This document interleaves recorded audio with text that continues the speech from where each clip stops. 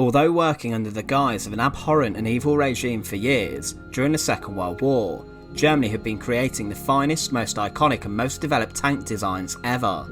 Take the Panther for example. Today, it is seen as an early prototype of the main battle tank, with its excellent mobility, its thick armour offering protection and a brutal gun, which was unrivalled and so huge. Following the Second World War, things changed to a huge extent in Germany.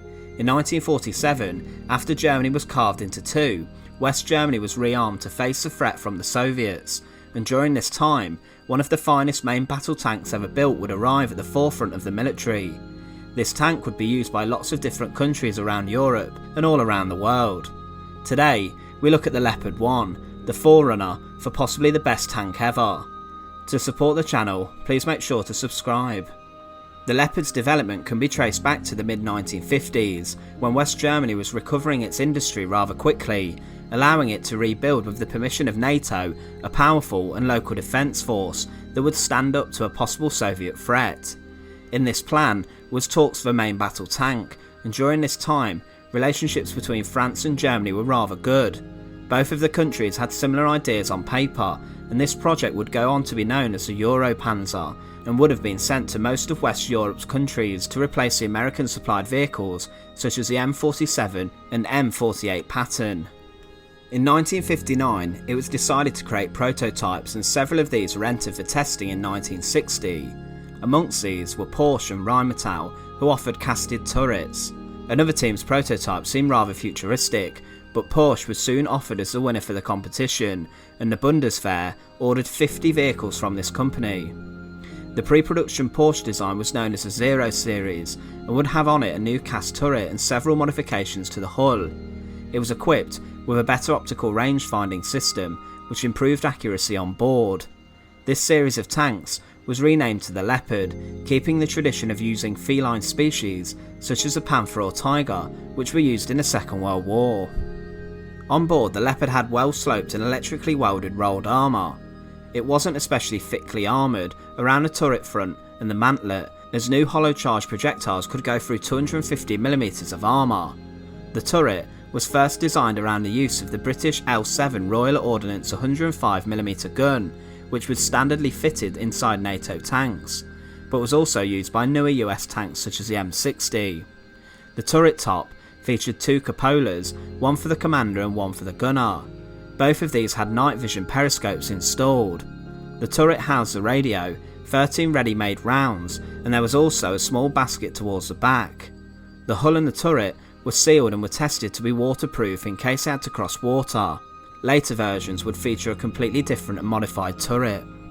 The gun on board, the Royal Ordnance L7 105mm gun, was widely used at the time. It featured a 52 caliber 5.89 metre long barrel and weighed almost 1,300 kilograms. It would be able to fire at a rate of around 10 rounds per minute, providing the crew were well trained. It could also fire the other types of ammunition available to NATO at the time, such as the high explosive anti-tank rounds.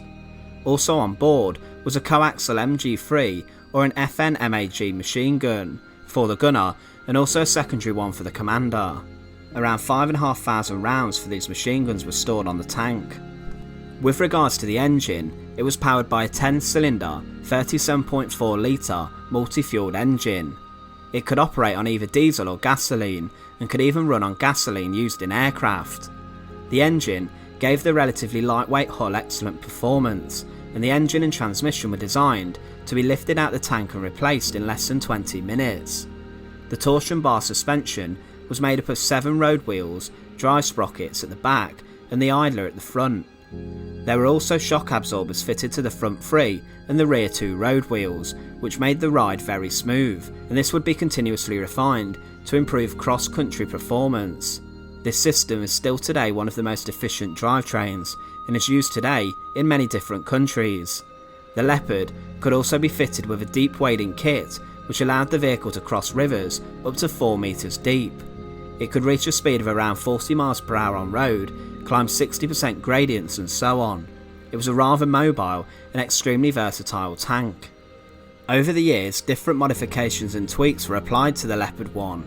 The West Germans had realised they had built a universally excellent tank, so they kept endeavouring to make it even better. Different variants such as the Biber, which was a folding bridge which would expand to 22 metres unfolded, was developed by the Leopard's manufacturers.